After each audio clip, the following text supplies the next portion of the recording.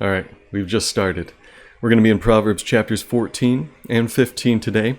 We're actually also going to go a little further into Proverbs 16 because that's how the structure kind of worked out. But let's go ahead and quickly review what we touched on in the last few weeks. We started off in Proverbs chapter 1, the Proverbs of Solomon, the son of David, king of Israel. And that's the introduction along with verses 2 to 7. You can think of that as one kind of big introduction. We also hear who Proverbs is for. It's for the simple, and it's for people who are interested in wisdom. And we also hear a little bit about why this book was put together, why it was written, to know wisdom and instruction. In verse 7, we see the motto of Proverbs: the fear of the Lord is the beginning of knowledge. Fools despise wisdom and instruction.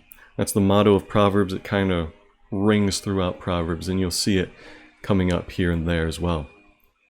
And we also learned about the background of Proverbs, when it was written, how it was written, how it was put together, and things like that. So Proverbs is an interesting book because we see in a couple different areas where we have people other than Solomon writing.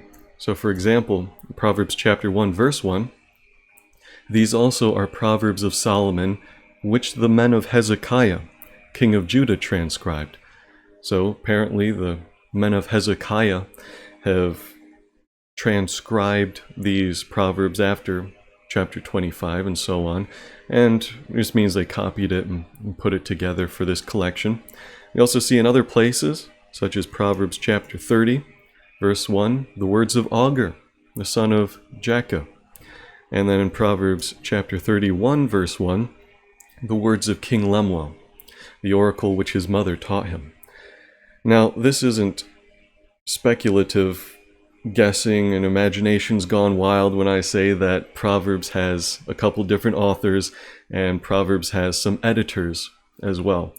They specifically say that, hey, this is Agur, hey, this is King Lemuel. And the editors who put this entire collection together, I would say, is most likely the men of Hezekiah that we see in Proverbs chapter 25. And they're a couple hundred years after Solomon's reign. So these are the last people that we pretty much see in the book of Proverbs. So it's most likely that they collected Solomon's words, they collected Agur's words and King Lemuel's words at the end, and put this together in a collection for us.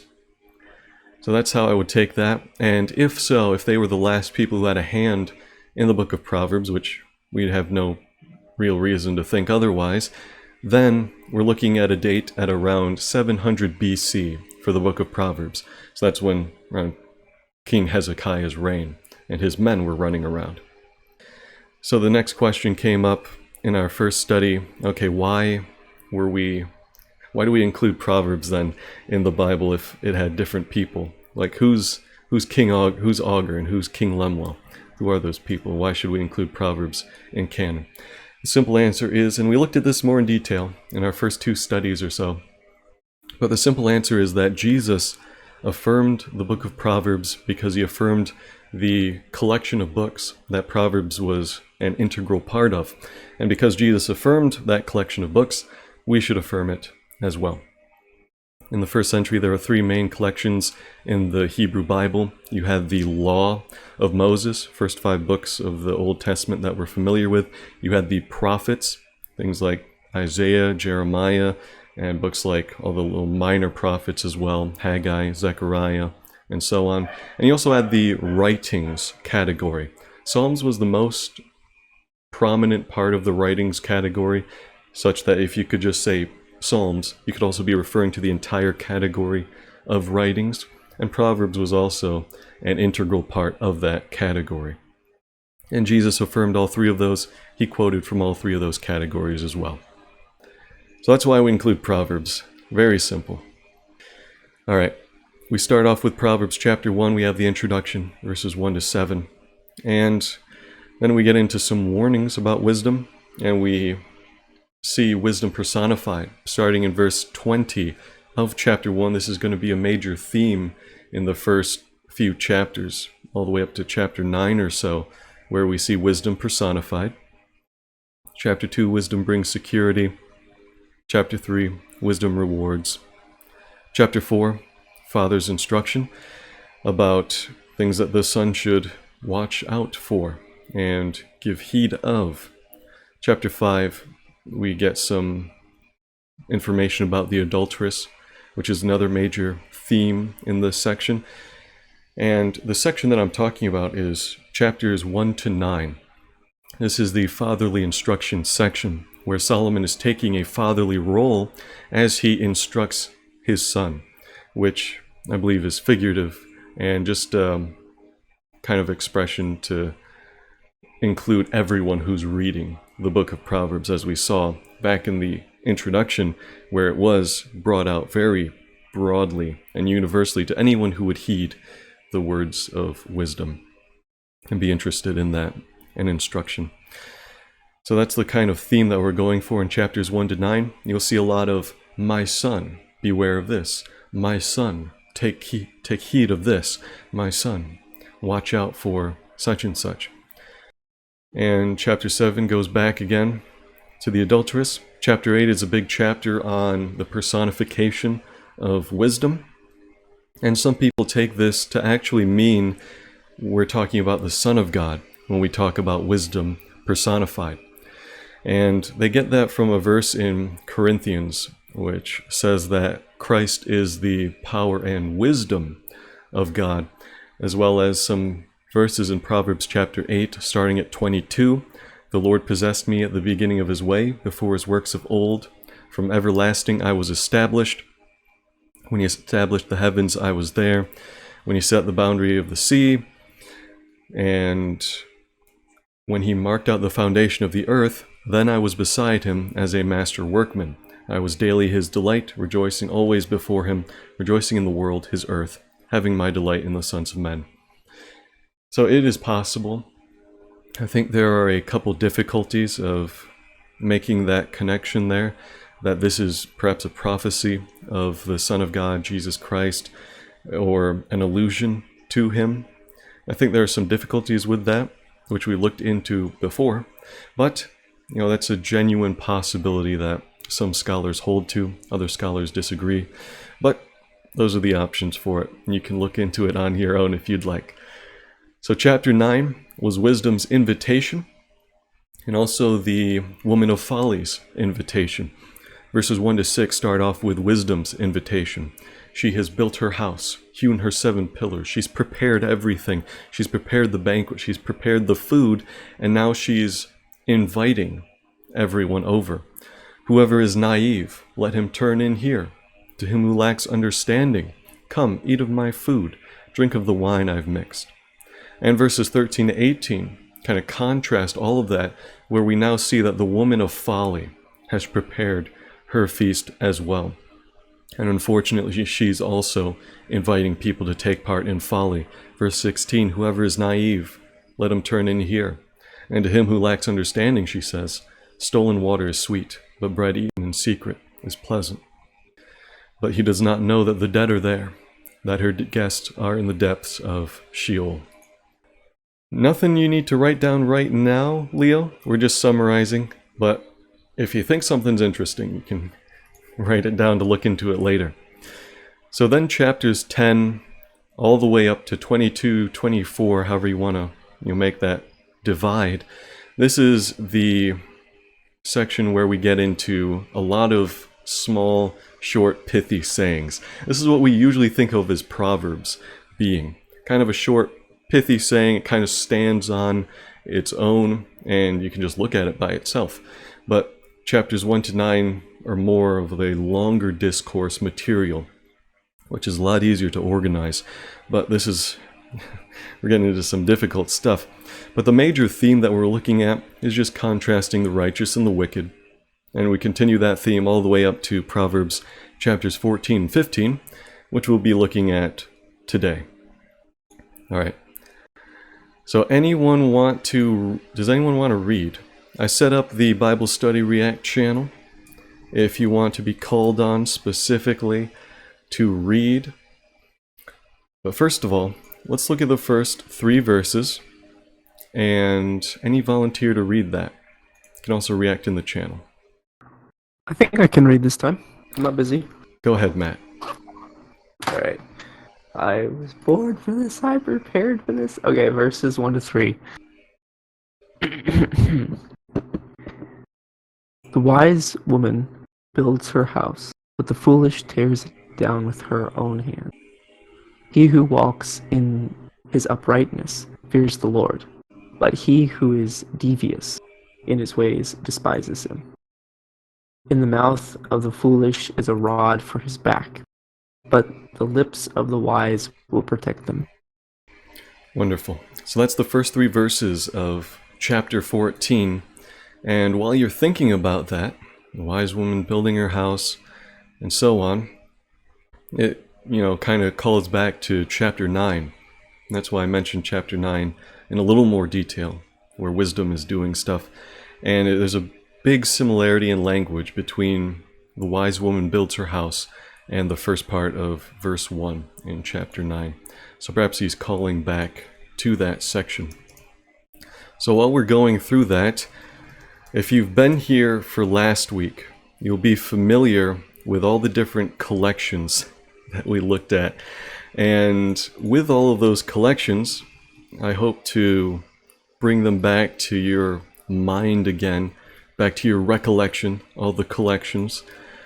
And just to remind you guys, I'll send you a screenshot here. As we're looking through, especially these chapters, 10 to 22, 24, we have different collections where there is some organization to these. It's not just completely random, not just one-off proverbs here and there, but we see these patterns. For example, number 1, you see parallel collections, where you have a certain topic or word in an A-B pattern. And you also have chiastic collections, where you have an ABBA pattern, where the pattern has been reversed. You talk about one topic, topic A, then you switch to topic B, then you go to topic B again, and then to topic A. Number 3, you have catchword collections, where there's a grouping of different proverbs through the same catchword, where it's just repeated through these different proverbs, and you can pick that catchword out and know that we're talking about one single collection here. You also have thematic collections, where these proverbs are grouped with a single theme that kind of unifies all of it. Perhaps he's talking about money in one whole collection, and all that is grouped by theme. And then you have an inclusio collection, which is the first and last part of that collection. They're similar, either with topic, or they have the same word or phrase that you can kind of pick out there. So when we're looking at verses 1 to 3, I already gave you a hint that this is one collection. What collection is it, and why do you think so? What connection do you see there? You mean in verses 1 to 3? Yep, 1 to 3. I would say the contrast between foolishness, wisdom, and at the heart of it, the fear of the Lord. All right. So yeah, there does seem to be some contrast there. Here's a hint, though. Yeah. But yeah, go ahead. I know there's a more big brain way to say it, but in verse 1 it says, the wise woman built her house, then it goes, but the foolish one tears it down. And then it talks about, in verse 3, he who walks in his righteousness fears the Lord, but he who is devious in his ways despises him. And then in verse 3, the mouth of the foolish, again, foolish, wise, the mouth of the foolish is a rod for his back, but the lips of the wise will protect him. So, in the first chapters, it talks about the fear of the Lord some, and it's really the foundation and the concrete for wisdom. And without it, there is no true wisdom. But go ahead, Mark. Yeah, well, you're very close. Looks like you're trying to bring out a parallelism there and an AB pattern. There's one difficulty with that. So we start off with wise, that's A. Then we go foolish, that's B. Then we go back to A, righteous, upright. And then B again, devious in his ways. But then this beginning of verse 3, mouth of the foolish. That's B again. So it's A, B, and then B, and then A. So it's not quite a perfect parallelism. Mm-hmm. So was Leo going to say something? I mainly just had a question. Yeah, go ahead. So, this feels like the comparison between the people who follow the Lord and the people who don't follow the Lord. Yeah, Just that's to going to be a me. big theme. Yeah, good for pointing that out. So, that's just kind of what I'm gathering and writing down. So that's really all I had to say. Yeah, well, that was good. So, the way that the commentary sees it, and I would agree with it, is that the collection we're looking at here is an inclusio, actually, which is a difficult one to spot at times. But the two parts that are matching in the beginning and the end are the foolish tears it down with her own hands, and then at the end, in the mouth of the foolish is a rod for his back. So that's the beginning of the end, and the connection there is that it's his own responsibility, either tearing down the house with his own hands or either hurting himself, being a rod for his back with his own words. But go ahead, Matt, what's the question? So, do you, in the book of Psalms, we know there's chapters. There's not really verses. I mean, there's verses in the songs, but not like number verses in the original manuscripts. And in our Bibles, we have those to help us find locations. But do you think that in the book of Proverbs, because I know the book of Proverbs, according to the Hebrew grammar, is it does kind of feel like it has these little verses, kind of like in Psalms, how it's like there's a line of song and then a breath and a line of song. It's like there's a line of thought and then there's another thought and a different thought. But do you think that if you take out the verse like 1, 2, 3, and you just read it as a whole, I mean, of course, you still have the flipped parallelism where it talks about the foolish then the wise at the last part. But do you think that it I guess my question is, do you think that the verses ever in Proverbs would hinder or do hinder your study? Like where you think, okay, this is another verse, but actually it's one continuous thing originally. Yeah, that's I an don't know if my excellent question's question. clear. And so if we're talking just about verses, I would say that our Bibles do a great job in keeping those verses. And just to give you what the Masoretic text looks like, I'm sending a screenshot right now of the first part of chapter 14. You'll see that even though a couple things are on a different line just for spacing reasons, but you'll see that at the end of every verse you have this big colon. There's 2 dots there. Now I forgot the technical term for that, but you see those 2 dots there. Yeah, that's the Yeah. 2 dots is the technical term. But you'll see that there. And that makes it very easy to place the verses, and that's what the verses were based on, those 2 dots. Ah, very Now, nice. I don't think that those were present in the original Hebrew manuscripts. I think those were a help, a tool that the Masoretes included in their Hebrew manuscripts. Someone will have to correct me on that. I'm not sure if those are part of the originals, but they do a great job where they are. So, and the verses are based on those colons.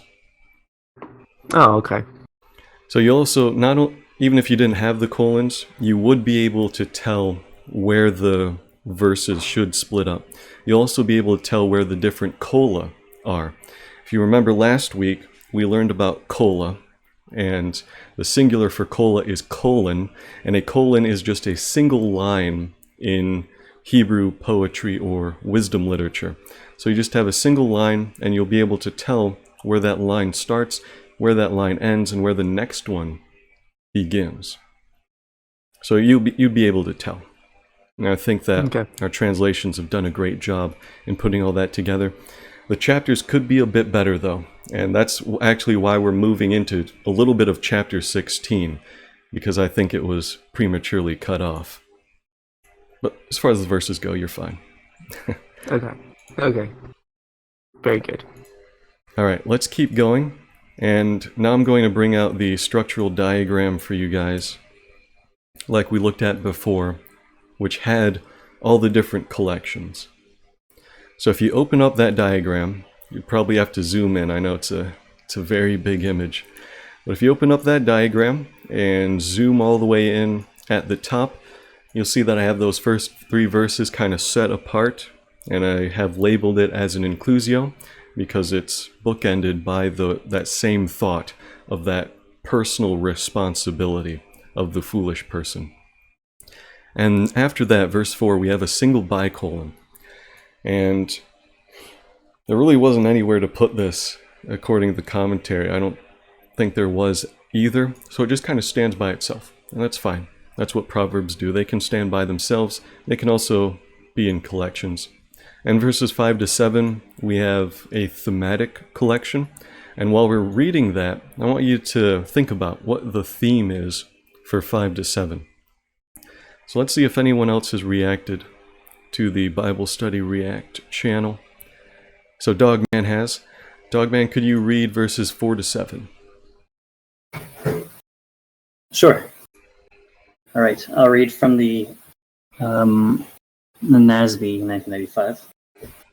Where no oxen are, the manger is clean, but much revenue comes by the strength of the ox. A trustworthy witness will not lie, but a false witness utters lies. A scoffer seeks wisdom and finds none, but knowledge is easy to one who has understanding. Leave the presence of a fool, or you will not discern words of knowledge. Nice, thanks. So what's the theme in 5 to 7? Anyone can answer that. Ooh, I think I finally get it. Yeah, it's context is speaking in words. Like, trustworthy witness will not lie, but a false witness utters lies. A scoffer seeks wisdom and finds none, but knowledge is easy to the one who has understanding. Leave the presence of a fool, or you will not discern words of knowledge. So the context is, I don't know what the right term for this all is. Like, the theme, whatever, the theme. The theme is on truth versus lies in speech, but also it has some here about knowledge and understanding. But yeah. I'd agree with that. So yeah, we're talking about speech, we're talking about good words, bad words, and we're also talking a little bit about knowledge as well, which apparently, from the connection there, the words stem from, the words come out of such knowledge, or lack of knowledge. You won't discern the words of knowledge from the presence of a fool. But yeah, I would agree with that. And for verse 4 specifically, I hope you can see that we're not talking about words of wisdom or lack of wisdom in verse 4 when we're talking about oxen. So that's why these collections help us a lot, because we show that, okay, well, the oxen proverb kind of stands by itself, whereas 5 to 7, we have a unifying theme that we can easily point out. All right, we got to keep going because we got a lot to get through. Okay, verses 8 to 15. Matt, could you please read that section? Yes, I can. Verses 8 to 15, you said? Yes. Proverbs 14, 8 to 15. Alright. Wisdom of the sensible is to understand his way, but the foolishness of fools is deceit. Fools mock at sin, but among the upright there is goodwill. The heart knows its own bitterness, and a stranger does not share its joy. The house of the wicked will be destroyed, but the tent of the upright will flourish. There is a way which seems right to a man, but its end is the way of death. Even in laughter the heart may be in pain, and the end of joy may be grief. The backslider in heart will have his fill of his own ways, but a good man will be satisfied with his. The naive believes everything, but the sensible man considers steps. Wonderful, thanks. So this we've labeled as a chiasm, and If you're unsure of what a chiasm is, you can scroll all the way up to one of the screenshots there where we looked at a chiastic collection. Number 2 there, Proverbs grouped in an ABBA pattern. Now it doesn't have to be explicitly ABBA. You could also add more letters into that. The idea though is that you have one pattern you start with, A, B, and then you reverse that pattern in the second half of the chiasm. So if we're looking at the diagram, you'll notice that I have these dotted lines there. I didn't put the letters in there, but the way the dotted lines work is that verse 8 would be letter A, it would be on that topic, and verse 15 would also be on letter A. It would be the same topic. And 9 and 14, that would be B and B, 10 and 13, C, C, 11, 12, D, D. So the pattern then is A, B, C, D, and then it reverses D, C, B, A. And that would be a chiasm because you have that reversed pattern. So as we're looking at this, let's just look at verse 8 real quick. And what's the connection between verse 8 and 15? The wisdom of the cautious makes him know where he is going, but the folly of fools misleads him. One who doesn't think believes every word, but the cautious understands his steps. So what are some connections there between verses 8 and 15? Sorry, I was trying to crop this. No, that's good. Connections between 8 and 15. I have to read over it again slowly. Ooh, okay. So, in verse 8 and 15, just those two verses, the theme would be cautious, thinking, being cautious.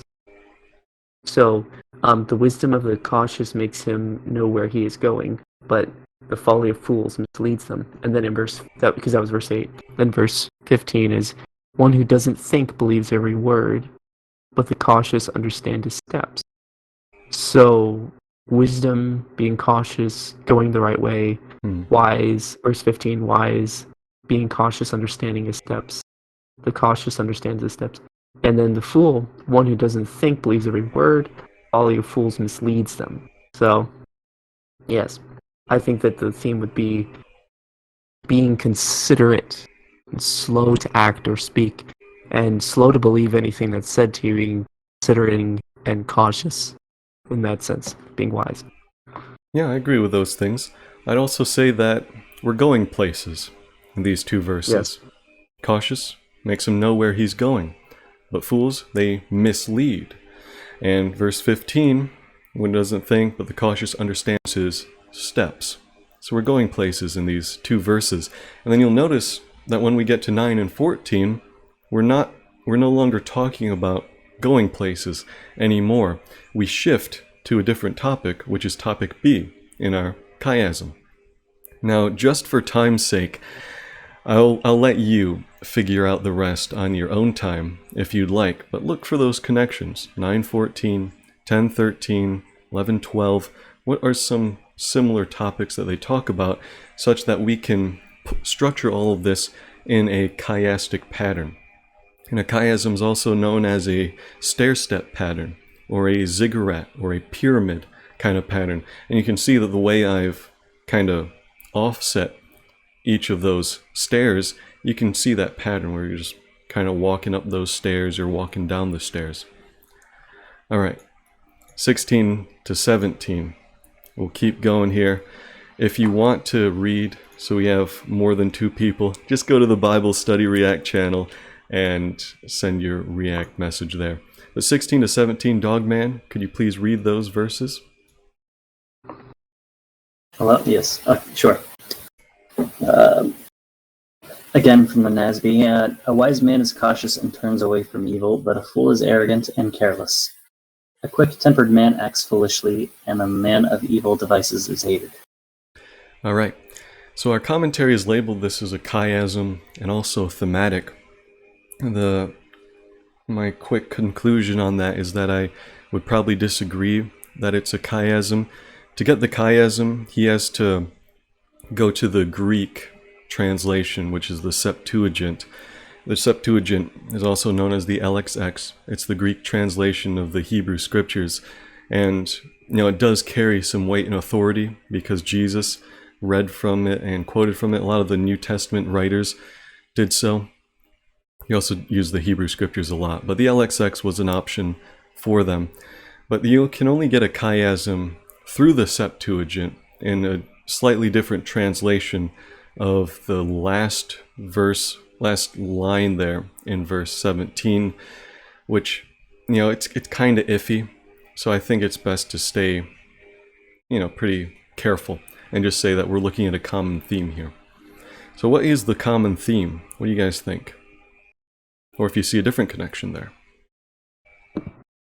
To me, it kind of feels like being brash and acting before you think. Yeah, I think you got it right there. Just being brash, not thinking through things beforehand. You're quick-tempered. You're reckless, overconfident, as opposed to fearing and turning away from evil, being careful, cautious. Yeah, that's good. So I'll try to remember that you're on the list too, Radler. I think someone else reacted first, though. Yeah, Brenna. So Brenna, could you read verses 18 to 24? You gotta unmute your microphone if you got it.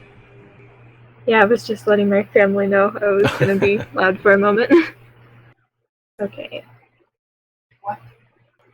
I'm reading the Bible out loud. I'm not reading it to you. I'm doing Bible study. Okay, so any version? Yeah, any version's fine.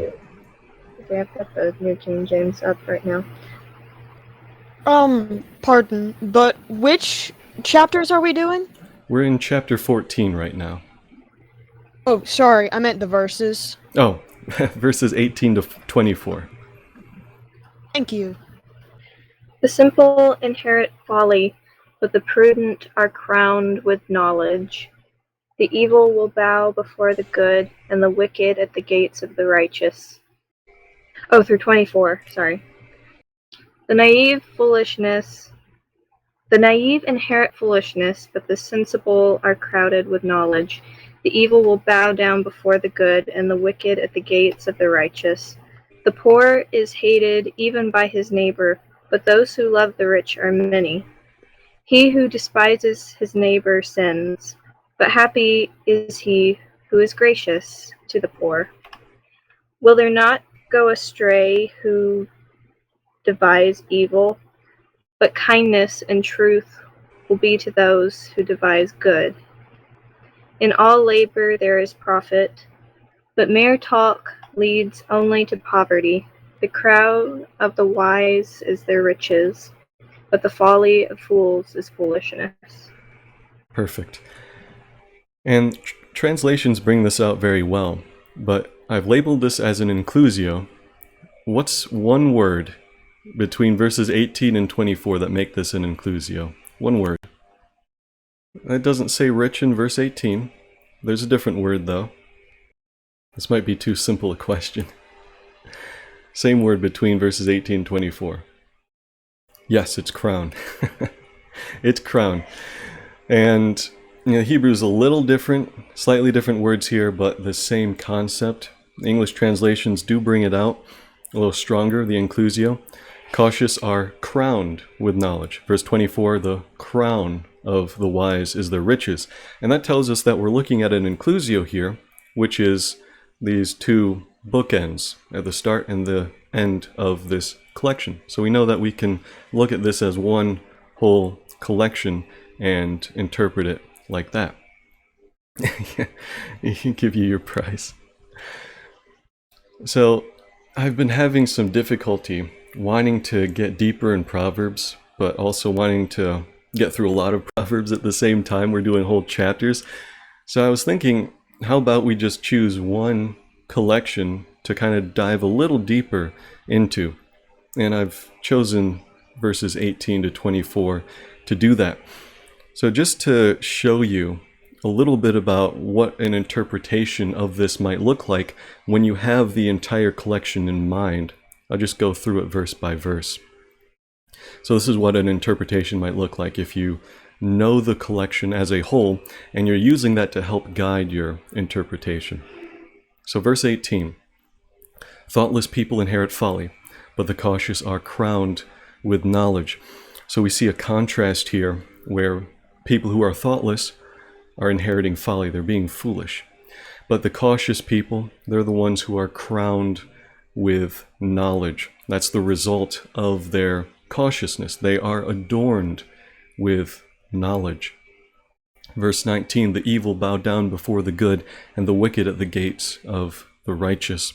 So we started off with foolish people, and then we started with cautious people. Verse 18, foolish, then cautious. Verse 19, we're now talking about evil and good people. So we have those 4 different groups, and in the context of this collection, we can also make the strong connection that when we're talking about foolish, thoughtless people, we're talking about evil people and wicked people. When we're talking about cautious, wise people, we're talking about good, righteous people. Verse 20, then we learn about more groups of people. We see that the poor are disliked even by their peers, but the rich have many friends. And we get into the issue here, is the connection here that the evil people are poor, the poor people are evil. Well, we know that that is not the case from the New Testament, from experience, and from Proverbs as well, because elsewhere in Proverbs chapter 13, we saw that sometimes poverty comes because of someone else's injustice. Something happens and now you're poor. It wasn't any fault of your own. But poverty can also happen because of someone's wickedness. We see that also in Proverbs. So there are 2 options there. But it seems like we're supposed to be taking a humble look at the poor. But you'll be wondering, why on earth are we talking about poor people and rich people now? We were just talking about evil and righteous people. What's the connection there, if there is a connection? And if you didn't have this collection, you probably wouldn't be able to make a strong collection there. You might think that verse 20 should just stand completely on its own, like the oxen proverb. Just an observational proverb about how the world works. The poor are disliked by their peers, the rich have many friends, and we can stop right there on verse 20. We don't need to stop right there, since this is in a collection, though. If we go into verse 21, he who despises his fellow sins, but he who shows compassion to the humble is happy. So before we were talking about good people, wicked people, and then we're talking about poor and rich people. And I would change the CJB translation here if I could, when it says, he who shows compassion to the humble is happy. I would change it there. We're not talking about, the virtue of humility, though that Hebrew word can be rendered that. We're actually talking about poor people. We're talking about needy people. Most other translations do render that as poor instead of humble. He who shows compassion to the poor is happy. He who despises his fellow sins. So we just talked about wicked people and good people, but you don't want to be a wicked person. You don't want to sin. So you don't want to despise your fellow, just like the poor are disliked even by their peers in verse 20. And then the second line of verse 21, he who shows compassion to the poor is happy. So before, when we were looking at just verse 20, we didn't have any moral mandate or obligation given, anything that we should be doing. We didn't have that. I just given an observation about rich and poor people. But now we see that ethical aspect. We see that moral obligation. He who shows compassion to the poor is happy. Verse 22, won't those who plot evil go astray? But grace and truth are for those who plan good. Okay, I mean, you could just leave that proverb all by itself and say, yeah, don't plot evil. That's for the wicked people, they'll go astray. And people who plan good, they get grace and truth, those good things to them. Just note that those aren't material things, grace and truth for planning good. But if we put it in the context of the previous verses, well, perhaps we are planning for the good of the poor people now. We're not despising our fellow, but we're planning for their good. And we can bring that out even further when we look at verse 23. Imagine if it was just on its own. In all work there is profit, but mere talk produces only poverty. Just by itself, you could go, okay, yeah, I agree with that. You work, you get stuff, you profit. But if you just talk about working, nothing's gonna happen. You're gonna come into poverty because you didn't work. You were a sluggard in that sense. And you could take that by itself and go, yeah, I understand this proverb. And yeah, you get a little bit of the proverb, but let's tie it in with the whole collection, the previous stuff that we looked at. Previously, in verse 22, we were talking about planning good. Well, what happens if you plan for good, but don't actually act on that plan? Well, nothing happens. You don't profit from that plan. What's the profit? Well, in the case of this, it would be grace and truth. Verse 22, grace and truth are for those who plan good, but we're not talking just about planning and stopping there. We also need to act on that plan. He brings that out with a universal statement, in all work there's profit. And yeah, we can agree with that. You work, you get profit. Even if you're doing volunteer work, volunteer service, you're still profiting somehow, even if it's not monetarily. So don't just plan for good, but also act on good, or else there won't be any profit because there's no work on that. And then finally, we get to the last verse of that collection, verse 24. The crown of the wise is their riches, but the folly of fools is just that, folly. And this is, we come full circle now. We go back to the beginning, but he also goes and gives us a little more information now. Because at the beginning, we just heard about thoughtless people and folly, and we heard about cautious people and knowledge. But now we see that we're making the connection that the cautious people are also wise. And they're crowned not only with knowledge, but also with riches. And these riches, grace and truth, it's not just material things that we're talking about here. And then he ends on a kind of wry remark there. The folly of fools is just that, folly. That's it. So that is what an interpretation that utilizes the collection could look like. So I know that maybe it wasn't making too much sense when we were looking at connections. You're like, oh, that's kind of interesting. Now I can organize Proverbs better. But it also has very practical significance for you when you are interpreting Proverbs, because you can make connections like that. You can put Proverbs together, because that's what the author does, and that's what the author intended us to do when we see those collections. So let's take a quick break then and ask for any questions that you guys had on anything between verses 1 and 24. Personally, I think you explained it really well. Oh, thank you. I'm glad. It was very insightful and very clear. I understood it well, so. Yeah, I'm glad you did. Thank you. The feedback is very helpful too, because sometimes I don't know if I'm explaining it well, but thank you for that. Yeah, near the beginning, I didn't, like when we started the study in Proverbs, I also started my studies on hermeneutics and exegesis, and grammar was one of the things I really struggled with. So, but you did a really good job explaining it, and even though I might not remember what all the words, ecclesiasto or the other ones that you mentioned, I might not remember what they're connected to, but I'm grasping the concepts, and I'm starting to be able on my own to see in a proverb, kind of like how you wrote out the pyramid for those few verses ago we were reading. Like I was like, oh, verse 8 and verse 15 have the same connection and everything like that. So it's been very helpful, and I really appreciate you taking the time to teach us, Mark. It's very, it makes our knowledge of Scripture grow, and also edifies us in our walk with the Lord. So much appreciated. Yeah, thank you very much. It's wonderful that somebody in an online server is doing this. Well, thank you guys for being here. I mean, if it weren't for you guys, I wouldn't be doing this kind of stuff. Glad to be here. Thanks. I'm glad you're here too, and glad I'm here, and everyone. So yeah, as we were looking at that collection, and hopefully it's, it sounds like it's starting to come together for all of us, including myself, as I continue studying this stuff.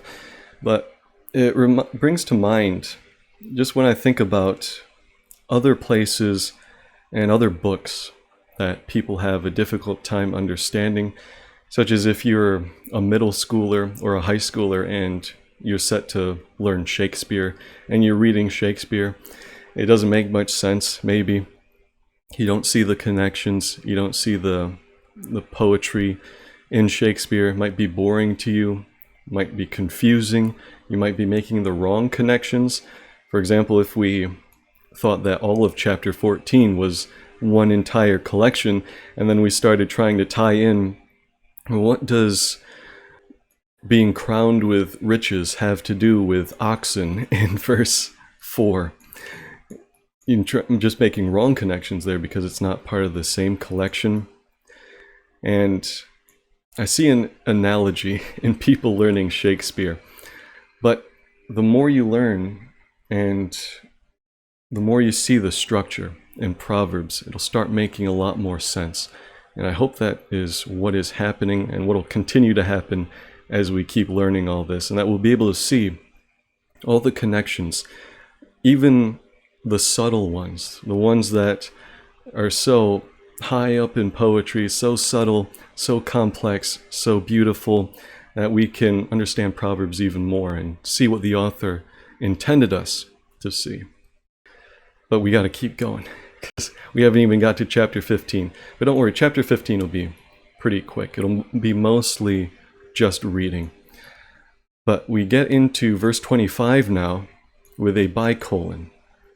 A truthful witness saves lives, but a liar misdirects. Which is just another bicolon, just like we looked at before in verse 4 with the oxen. And a bicolon is just one proverb that stands by itself, but it has two lines. If it just had one line, it would be a monocolon. But if it has two lines, then it's a bicolon. So that's pretty simple. And let's get into the next couple parts, verses 26 to 27. And let's see. Oh, a couple more people reacted. I know Radler's up. So Radler, could you read verses 26 to 27?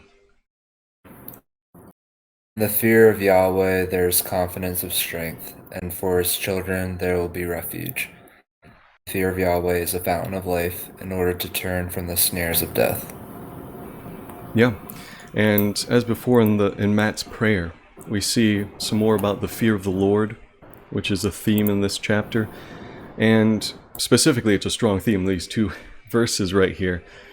And I already told you the theme, so I won't ask you what the theme is. But the fear of the Lord. You also see safety in the fear of the Lord, place of refuge, enable you to avoid deadly traps. It's security. It's a fountain of life. All right, 28 to 35. Leo, could you read that section now? My man Matt, do you have the verse?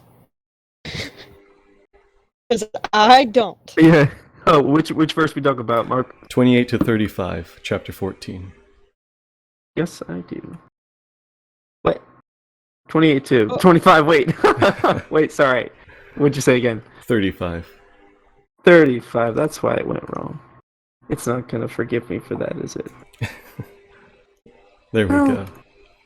I did it. Quick sip of water, and here we go. In a multitude of people is a king's glory, but in the dearth of people is a prince's ruin.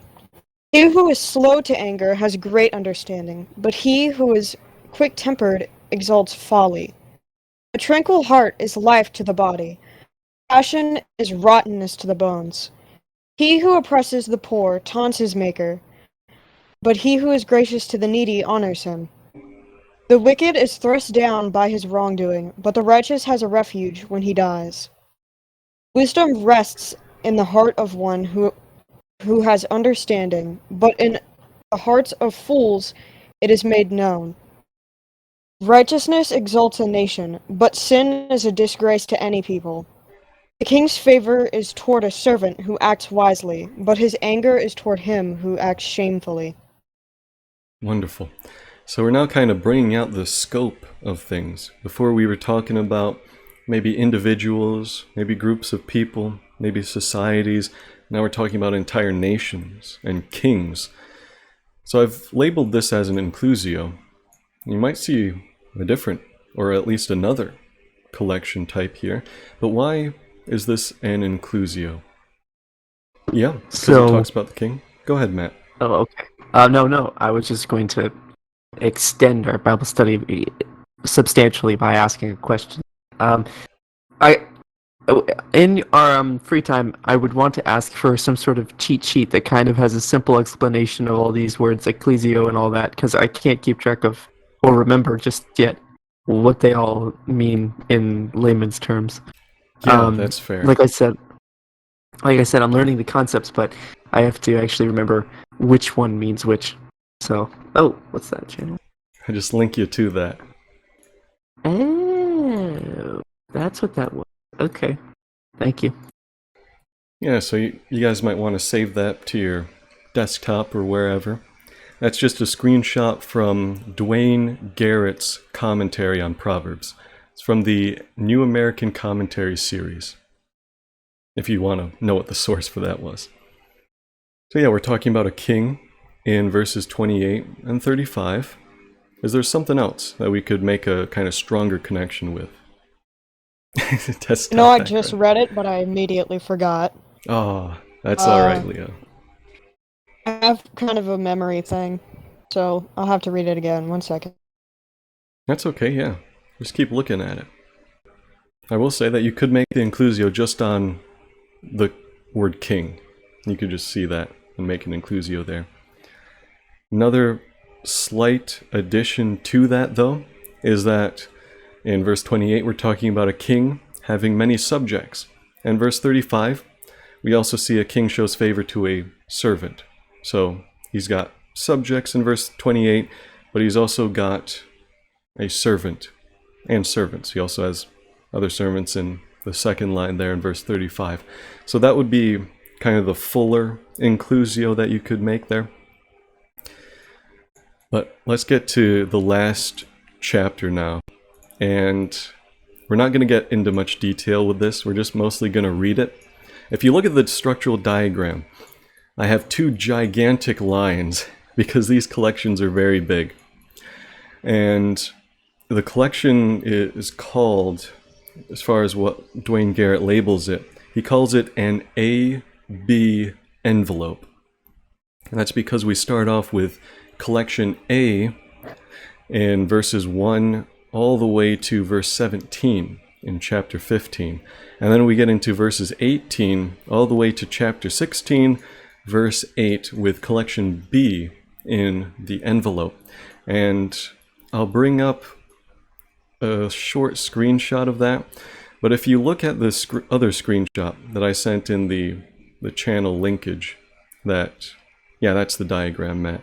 But the other screenshot that tells you all the different types of collections, parallelism, chiasms, inclusio, you'll see that under inclusio collection number 5, he says that a variation on the inclusio is the AB envelope series, which consists of two juxtaposed collections, which just means two collections kind of together, with similar proverbs at the beginnings and ends. So we see similar proverbs at the beginning of the collection in chapter 15, verse 1. A gentle response deflects fury, harsh word makes tempers rise. And then if we look at verse 18 of chapter 15, hot-tempered people stir up strife, but patient people quiet quarrels. So you can see that connection there. Gentle response, fury makes tempers rise. Then in verse 18, hot-tempered people stir up strife, patient people. See that connection there in the inclusio. And you also have, not only at the beginning of those two sections, verse 1 and verse 18, whereas verse 18 starts the second collection, you also see a connection between the end of collection A, which is verse 17, and at the end of collection B, which is all the way at verse 8 of chapter 16. So that ending part, which is the same, is verse 17, chapter 15. Better a vegetable dinner with love than a stall-fattened ox with hate.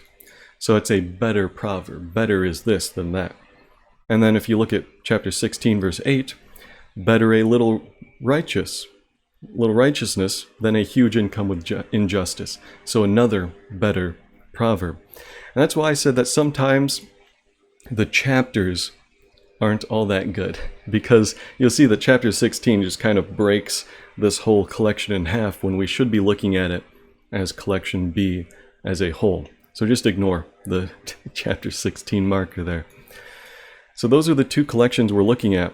One major thing, an AB envelope, and two collections in that, collection A and collection B. We are going to read those, and let me see if I can get another volunteer.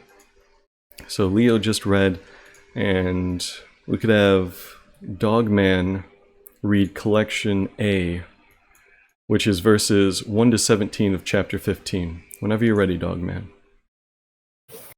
You said 1 to 17? Yep, 1 to 17, chapter 15. Alright, whatever. I'll read from the ESV next. I meant to do NASB, okay, but I'll do ESV.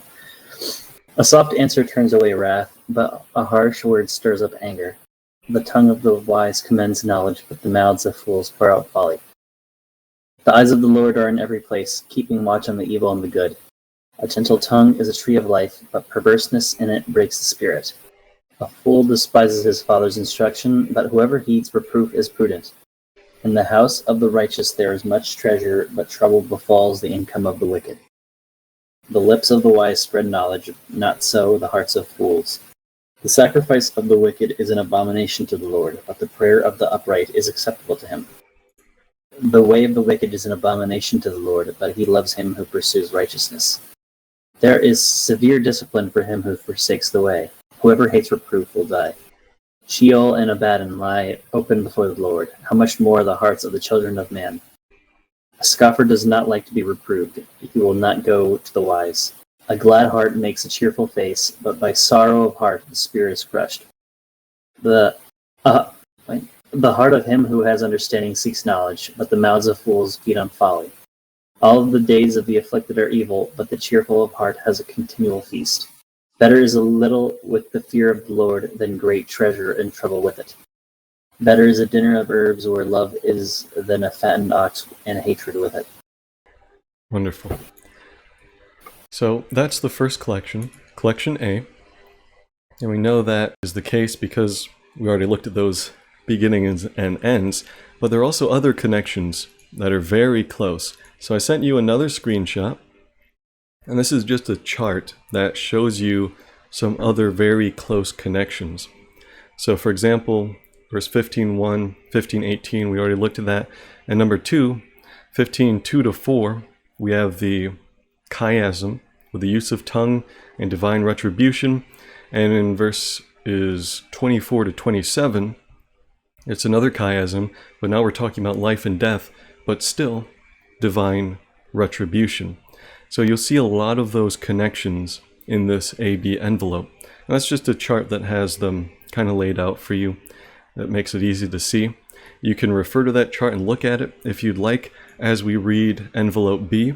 So for instance, if someone's reading verses 20 into 22 about the wise, foolish son, you can compare that to verse 5 as they're reading through it. So let's see. Someone's taken off their reaction. That's okay. Radler, could you read that last section, which would just be 18 in chapter 15 all the way to 16:8. Actually, just stop at 33. It's a long section. Just stop at the end of chapter 15. Okay. So let me. Sorry, I'm scrolling up back between a few things for your pictures. I mean, so 18. A man is hot-tempered. Okay. A man who is hot-tempered will stir up strife, but he who is slow to anger will calm contention. The way of the lazy is like the hedge of thorns, but the path of the upright is a highway. A child of wisdom will make father glad, but a foolish person he despises his mother. Folly is a joy to him who lacks sense, and a person of understanding will walk upright.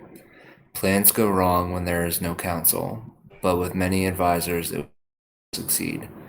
Joy belongs to a man with answers in his mouth, and a word in its time, how good it is. The path of life leads upward for him who has insight, in order to turn away from Sheol below. I don't know what that word is.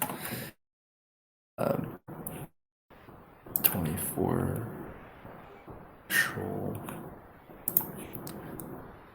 The house of the proud Yahweh will tear it down, but he will maintain the property line of the widow. Plans of evil are an abomination of Yahweh, but gracious words are pure. He who makes troubles for his house is he who is greedy for unjust gain, but he who hates bribes will live. A heart of righteousness will ponder the answer, but a mouth of wickedness will pour out deceit. Yahweh is far from the wicked, but the prayers of the righteous he will hear. From the light of the eyes, the heart will rejoice, and good news will enliven the bones. The ear of him who listens to abominations of life, in the midst of the wise it will lodge. He who ignores instruction despises himself, but he who hears abomination gains heart. Fear of Yahweh is the instruction of the wise, and before honor comes humility. Wonderful. Do you want me to keep going? Okay. I'll just call on someone else, because that was already a long part there. That's not where the collection ends, though. It's where chapter 15 ends, but that's not the whole collection. So, Brenna, could you read verses 1 to 8 of chapter 16, which continues the collection? Sure. 1 through 8. Yep, chapter 16. The preparations of the heart belong to man, but the answer of the tongue is from the Lord. All the ways of man are pure in his own eyes, but the Lord weighs the spirits. Commit your works to the Lord, and your thoughts will be established. The Lord has made all for himself, yes, even the wicked for the day of doom. Everyone proud in heart is an abomination to the Lord. Though they join forces, none will go unpunished. In mercy and truth, atonement is provided for iniquity. And by the fear of the Lord, one departs from evil. When a man's ways please the Lord, he makes even his enemies to be at peace with him. Better is a little with righteousness than vast revenues without justice. Perfect. Thanks. And you can see that at the end there we have another better proverb, just like we pointed out earlier in chapter 15:17, another better proverb, which tells us that we are looking at an AB envelope and a special kind of inclusio there. So I know we covered a lot. We're pretty much at the end of the study now, but are there any final questions that you guys had? I'm kind of sad that we're at the end. I was enjoying it a lot. All right, well, buckle up. We'll go another couple hours. All right, let me crack my fingers and let's get ready. But, yeah. I don't really have any questions. I think you explained everything really well. I think all of our readers did amazing. I do too. Everyone who read. Yeah, they did great. Except for me, because then I would be... No, including you, you did great! My voice is a little too high for me. Yeah, well, me too, so... But, yeah, I think all of you did amazing. Yeah, I Thank agree you, with Matt. it. I Go through all appreciate the it. Proverbs and mark out the collections for us. But, yeah, I mean, I think everything was explained pretty well. Yeah. Well, you guys have the collections of chapters 14 and 15 now. We only dove deep into one of those collections, verses 18 to 24. But you guys have the collections now. You also have some other little diagrams and things like that. So if you want to, before we get to the next study next week, you can go ahead and take a collection and just study it and go through some interpretations with it. All right, we'll close it out with prayer then. And the other person is Matt on the React thing. So Matt, could you close us out with a word of prayer? Yes, I'd love to. Heavenly Father, thank you for the fear of Yahweh is the beginning of wisdom. That, Lord, learning to respect you as God Almighty is the beginning of wisdom. We pray, Father, that as we study the grammar, as we study Proverbs, as we study in context as it was meant to be studied, and seeing it as it was meant to be seen, we pray that your Spirit would help us to live these things. We know that the Pharisees were very well-versed, that they knew full well the Scriptures, but they still rejected you. So we ask that you would give us soft hearts and hearts full of passion, Lord, that you would give us desire to serve you and seek you. And so that everything we learn through Proverbs, from Proverbs, by your Spirit and by your grace, that it would be applied to our lives so that you can be glorified, so that you can be exalted in our lives, in our actions, in our integrity, in our caution, our godly caution and consideration. And we pray, Father, that you would help us to live these things by your Spirit's power. And thank you. Thank you, Father, for your steadfast love, for your discipline, for your care for us, for your instruction. And we give you all the glory. In Jesus' name, amen. Amen.